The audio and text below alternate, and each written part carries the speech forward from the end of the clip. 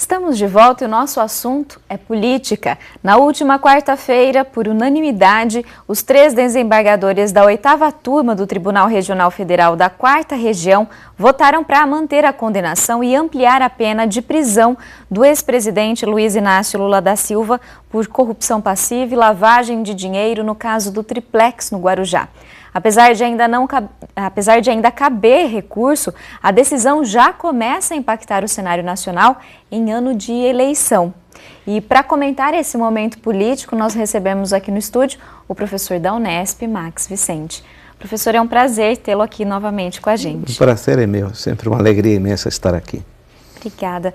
Em dezembro, professor, o Datafolha divulgou uma pesquisa feita com cerca de 2.700 pessoas em 192 cidades brasileiras que apontava Lula como intenção, como primeira intenção de voto. E em segundo lugar, o Jair Bolsonaro.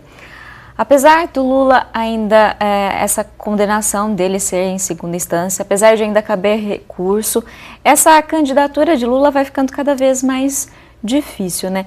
Na sua visão, qual o possível cenário que vai se desenhando? Seria um fortalecimento dessa extrema-direita representada pelo Bolsonaro ou vai despontar por aí um candidato de centro? Bom, eu creio que a tua colocação é muito importante, né? Ainda cabe recurso, embora a gente sabe que vai ser muito difícil pela situação que deu aquele resultado, que é uma situação quase que irreversível, né? O que nos fez pensar já num cenário político no qual Lula não seria candidato, né? Ou mesmo sendo candidato seria inelegível, né? Isso daí transformou um pouco a situação política na corrida para a presidência deste ano, né? Particularmente, eu não acredito muito no poder do Bolsonaro, nem o índice que ele teve tão significativo nessa pesquisa.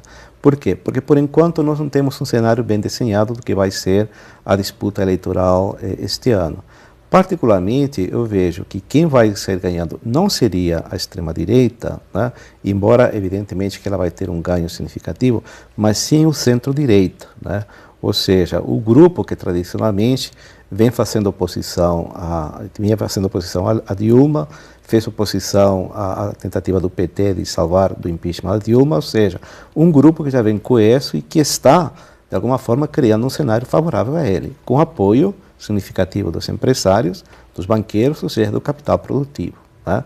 Então, diante desse quadro, a intenção de voto que se manifestou para Bolsonaro, eu creio que era mais uma polarização com a figura do Lula do que propriamente um voto diante de uma iminência de uma eleição, né? Esse quadro muda um pouco. Eu creio que a partir de agosto nós vamos ter já um cenário bastante mais definido. E na sua visão, como que esse momento impacta a esquerda como um todo? Pois o grande dilema da esquerda é que não consegue criar uma unificação em torno do que seria um candidato ou uma candidata, né? Tradicionalmente, no nosso país, a esquerda nunca teve uma votação muito expressiva.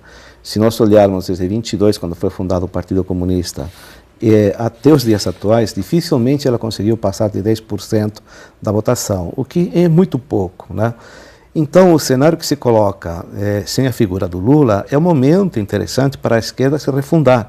Não se refundar para entrar num diálogo sério, profundo, e lançar um candidato que teria uma bandeira imensa na defesa dos direitos sociais que estão sendo, de alguma forma, tirados da população durante o governo Temer. Uma unificação. Então, unificação e reformulação, né? Ou refundação, né? No sentido de falar, bom, somos diferentes, temos posturas diferentes, mas diante de uma eleição, né, é necessário que a gente abra mão de alguns princípios para fortalecer um senso comum, que é o senso comum de muitas pessoas dentro do país, né? Então, se ela não faz isso, perderia uma chance imensa, não é, de ganhar um espaço que está sendo perdido, que está sendo tomado aos poucos pelos grupos mais conservadores. E o que falta para essa unificação, Max? Olha, nós temos aí vários fatores que estão em jogo, né? Em primeiro lugar, há uma divergência ideológica na esquerda muito acentuada, né? Enquanto que uns ficam mais com uma linha marxista, leninista, outros ficam com uma linha maoísta, ou seja, divergências ideológicas muito profundas. que faz com que tenha uma visão muito diferente do país, não é? E nenhum dos dois abre mão, né? E é capaz de alguma forma discutir, dialogar e perceber que diante de uma eleição essas diferenças elas podem ser de alguma forma minimizadas e ajustadas, né? Há um consenso, tem que haver um consenso em relação de algumas políticas públicas. Veja, questão social, né? É um ponto onde eles convergem, não tem grandes diferenças, reformulação da estrutura política do país, reforma política, reforma tributária, ou seja, reformas que dariam unidade a esse grupo. Mas, em função do ponto de vista ideológico, não querem abrir mão dos princípios e, com isso, né, obviamente, ficam muito fragmentados e, eu digo mais, né, muito debilitados.